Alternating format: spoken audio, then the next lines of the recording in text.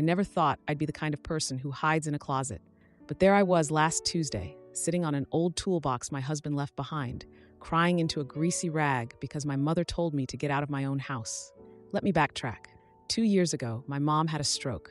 She's 72, stubborn as a mule, and refused to go into assisted living. So I moved her into my place, the same house I've lived in since my husband died 8 years ago. It's where we raised our daughter, Lily, who's 9 now and obsessed with soccer. Between Mom's doctor appointments, Lily's tournaments, and my night shifts as an ER nurse, I've been running on caffeine and autopilot. My brother Derek, he calls Mom every Sunday. 2 visits in 12 months, once for Christmas, once when his 3rd kid was born. Every time he FaceTimes, Mom lights up like he's handing her the moon. He's so busy with the new baby, she'd say, like that excused him from existing in 3 dimensions. Meanwhile, I'm the one cutting her pills in half and reminding her how to use a TV remote. Last month, I found my dad's journal. It was buried under a stack of Mom's crossword books while I was cleaning her room. Dad died 5 years ago, lung cancer. His handwriting was shaky near the end, but one entry stuck out. Made Helen swear the house goes to Sarah. Derek's always taken, but Sarah gives. The rest was smudged. I held that notebook like it might dissolve. When I asked Mom about it, she waved me off. Your father was on morphine, rambling. She didn't even look up from her soap opera. I pressed, gently, because her blood pressure's a time bomb, and she snapped. Derek needs the house more. His wife's pregnant again. You can rent an apartment. Here's the thing. I've paid half the mortgage since Dad died. Not out of some legal obligation, but because Mom's pension barely covers her meds. I told her that, and she shrugged. Derek says the market's soft. You'll manage. That night, I locked myself in the garage. Not the garage, really. The tiny closet where my husband used to keep his tools. It still smells like engine oil and his old leather jacket. Lily knows not to come in here. She thinks it's Dad's room, a shrine. Truth is, it's the only place I can fall apart. Derek texted me at midnight. Mom says you're upset. Don't make her final years stressful. You know how Dad's death affected her. I wanted to scream. He knows I'm the one who held her at the funeral, who listened to her blame herself for not making Dad quit smoking sooner. The next morning, Mom put on lipstick. Actual, coral-colored lipstick. We're going to Derek's, she announced. She hadn't walked farther than the mailbox in months, but suddenly she was buttoned into her good coat, perfume sharp enough to sting my eyes. Derek's house is one of those McMansions with a fountain in the driveway. His wife answered the door, holding a Zillow printout.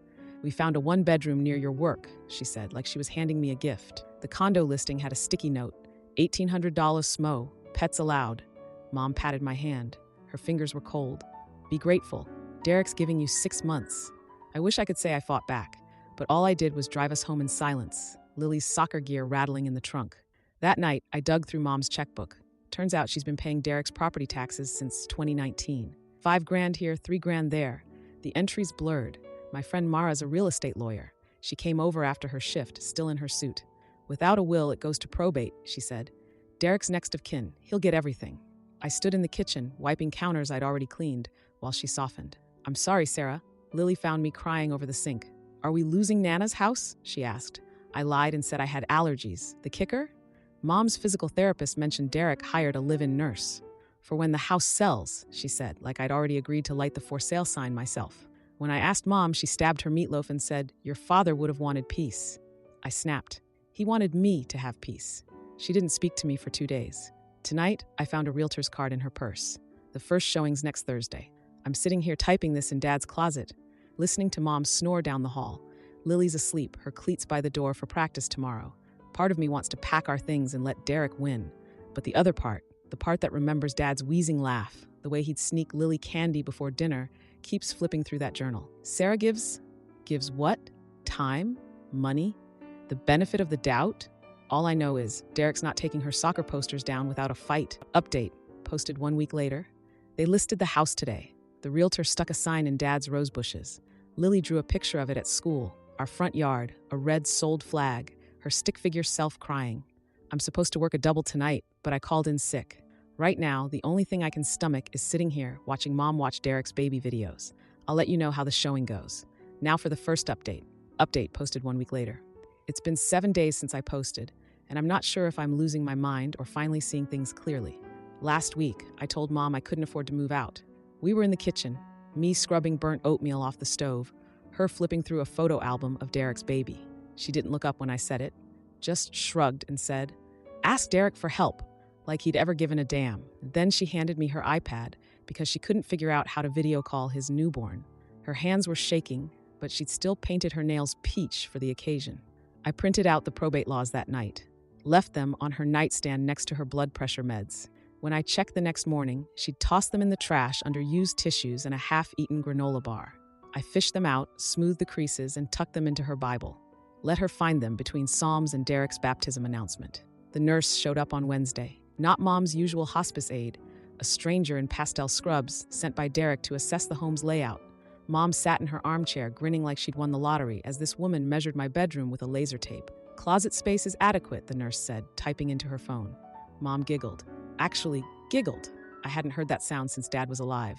My lawyer friend Mara called that afternoon. She dug into Mom's financials and found she'd signed over Dad's Cadillac to Derek last month. "It's a pattern," Mara said. "He's draining her assets before the house even hits the market." I stood in the driveway, staring at the empty spot where Dad's car used to be. He'd taught me to change tires there, his hands black with grease, laughing when I cussed at the lug nuts.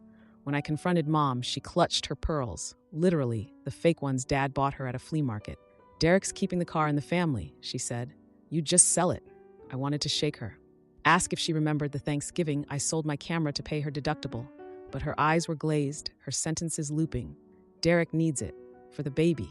Lily's teacher called me at work, said she'd been falling asleep during math lessons. I canceled my night shift, blew $32 on cupcake mix and rainbow sprinkles, and stayed up frosting them until 2 a.m. The rent money's due next week. I'll figure it out. Friday, I found the folder. Mom had stashed it under her mattress like I wouldn't look there when changing her sheets. Receipts for Derek's pool renovation, $15,000 from her savings, dated 2 days after her stroke. My hands shook so bad I tore one of the pages. There's a Polaroid tucked in the back. Derek grinning by a turquoise pool, his kids splashing. Mom must taken it during her Christmas visit. She's not in the photo. I texted Derek, "We need to talk." His reply was instant. "Not your house, not your decision." I threw my phone into the laundry hamper, let it buzz against wet towels until it died. Saturday, I changed the Wi-Fi password. Petty? Maybe. But I couldn't listen to Mom stream his baby's coos for one more night. She called him crying, and within an hour, my phone lit up with a blocked number. Derek's voice, clipped and cold. "If you're withholding care, I'll sue for elder abuse." I hung up, then unplugged the landline. That night, I slept in Dad's truck, not sure why. Maybe because it still smells like his menthol cough drops, or because the check engine light reminds me of how he'd pretend not to see it. The cops woke me at 3 a.m., flashlights blazing. Derek had reported me missing. I sat on the curb in pajamas, explaining to an officer that no, I wasn't suicidal, just tired. He left a pamphlet for a women's shelter on the passenger seat. Mom's doctor called Sunday. Her dementia's progressed, mixed type, vascular, and Alzheimer's. He used words like diminished capacity and undue influence. I scribbled notes on a gas receipt, Lily's half-finished homework bleeding through the ink.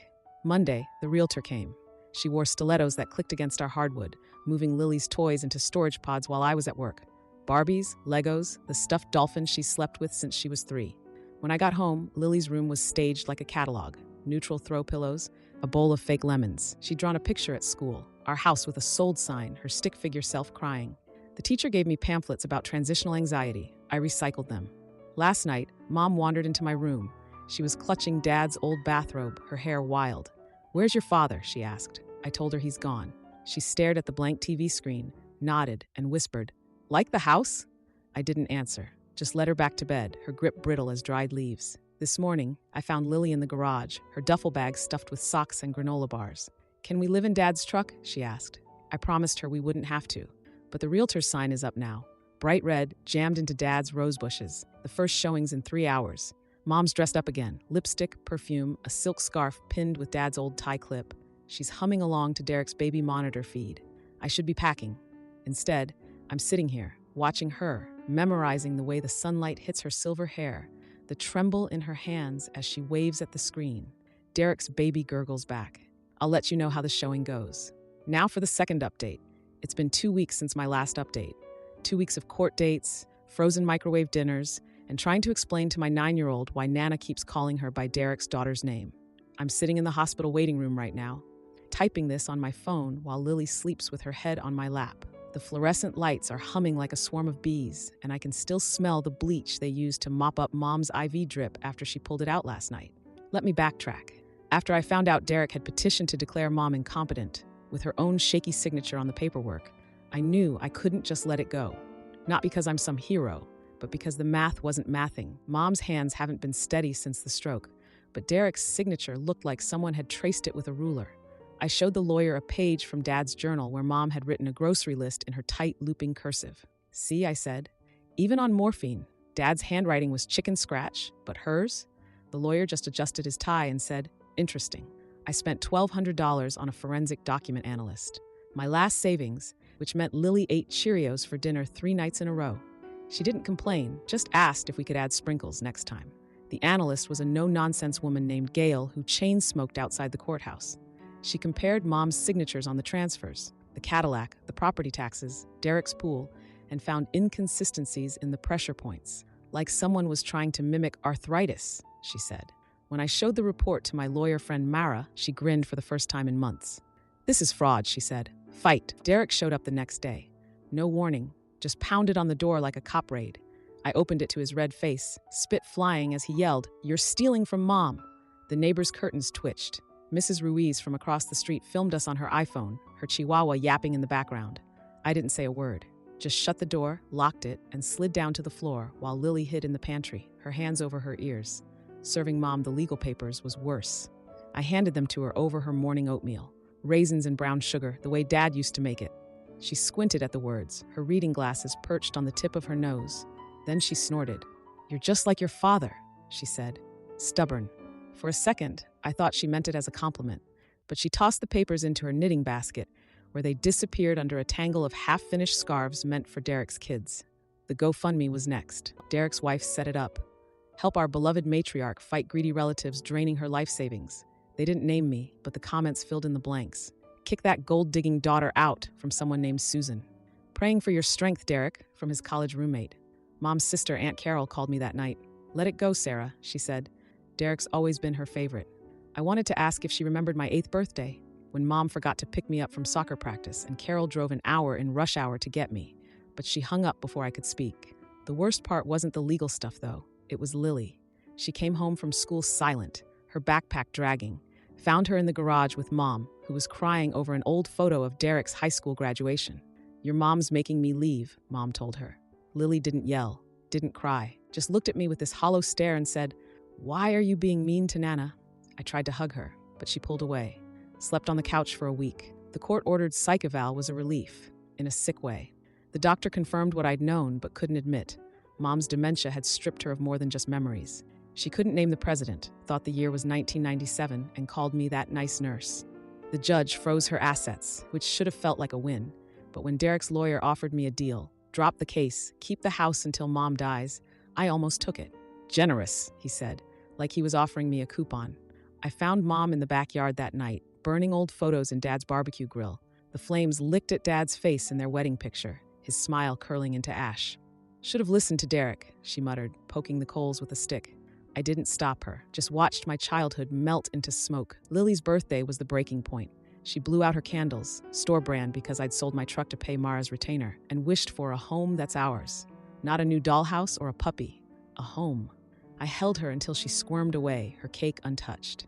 When Derek's fraud case went criminal, part of me wanted to throw up. The cops seized Mom's records, her checkbooks, even her recipe box where she'd hidden stock certificates.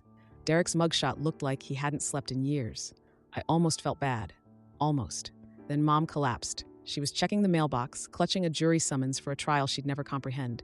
The EMTs found me barefoot in the driveway, screaming her name. 2 nights in the ICU, machines beeping like a broken metronome. When she woke up, her hand, papery and cold, grabbed mine. Derek took the Cadillac, she whispered.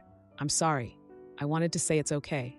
Wanted to thank her. Instead, I wiped her chin and said nothing. The nurses say she's stable now, but stable just means the crisis is tomorrow's problem. Lily's drawing again. Our house with Sarah plus Lily scribbled on the mailbox in purple crayon. Derek's in rehab. His wife took the kids, and the roses Dad planted are blooming like they don't know the world's on fire. I don't know if we'll keep the house. Don't know if Mom will remember my name tomorrow. But right now, the sun's coming up, and Lily's breath is warm against my leg. For this minute, that's enough. Now for the final update. It's been 3 weeks since my last update. 3 weeks of hospice nurses, court letters, and explaining to Lily why Nana's bed is now by the window. Right now, I'm sitting on the porch steps, watching her water the roses we planted where Mom's hospital bed used to be. The dirt is still fresh, and every time the wind blows, I swear I can smell her vanilla hand lotion mixed with the bleach we use to scrub the floors. After Derek's plea deal, he had to repay $217, Mom's life savings, drained into his pool renovations and baby-proofing his McMansion. The judge said the house was no longer his to sell. When the gavel hit, I didn't feel triumphant, just tired. The kind of tired where your bones feel like they've been marinating in motor oil. The lawyer said, "Congratulations," but all I could think about was Mom's face when I told her Derek wouldn't be visiting anymore. She kept whispering his name, even after I showed her the news article about his rehab stint. Derek showed up here a week after the ruling. Not the clean-cut brother who used to take me to Dairy Queen, but a hollowed-out version, pupils blown wide. He pounded on the door, slurring about Mom's pearls and Dad's coin collection. Lily hid behind me, her fingers digging into my waist. I didn't recognize him, not until he said, "You always got the bigger room," like we were kids again. Called the cops, and when they led him away, he screamed that I'd stolen his inheritance. The neighbors pretended not to hear, but Mrs. Ruiz left a casserole on our doorstep that night. Mom's last coherent moment was when I found her revised will tucked in her Bible. It left everything to Derek, dated days before her stroke. I held it out to her, my hand steady for once. She stared at it, then ripped it clean down the middle. "Burn it," she said. So I did, right there in the kitchen sink, the flames swallowing the words she'd written when she still remembered my middle name. The night she died, I was reading her the newspaper, a story about a lost dog found after 3 years. She gripped my hand so tight it left crescent marks. No last words, just a sigh, like she'd been holding her breath since Dad's funeral. The hospice nurse asked if I wanted a moment alone. I sat there, waiting to feel something. Anger? Relief? All I felt was the weight of her rings in my pocket, cold against my thigh. Derek contested the inheritance, but the judge dismissed him in under 10 minutes. His lawyer didn't even look up from his phone. I sold Dad's Cadillac, the one Derek kept in the family, to pay off the mortgage. The buyer was a teenager restoring it for his prom. When he drove off, Lily said, "Now it's someone else's treasure," like she'd been saving that line for weeks. We found Dad's wedding ring in Mom's pillowcase, threaded onto a rosary. Gave it to Lily, who wears it on a chain under her soccer jersey. She says it makes her feel brave. I didn't have the heart to tell her bravery feels a lot like being terrified but moving anyway. Last week, Derek mailed a letter from the halfway house. One sentence. "I lost everything." The paper smelled like stale coffee. I tossed it, then fished it out of the trash at 3 a.m., reading it under the fridge light. Cried for the brother who taught me to ride a bike, not the stranger who tried to take our home. Lily wants to paint Mom's room lilac. We started yesterday, rollers dripping onto the drop cloth. She found an old photo under the dresser. Her and Mom planting tomatoes, back when Mom could still stand without help. "Can we keep it?" she asked. I stuck it to the fridge, right next to her drawing of our house, with both our names on the mailbox. The neighbors brought over a pecan pie yesterday. "Always knew you'd win," Mr. Thompson said, like this was a game. I didn't correct him. Let them think it's about winning. This morning, I locked Mom's room for the last time. The key stuck, rusted from years of disuse.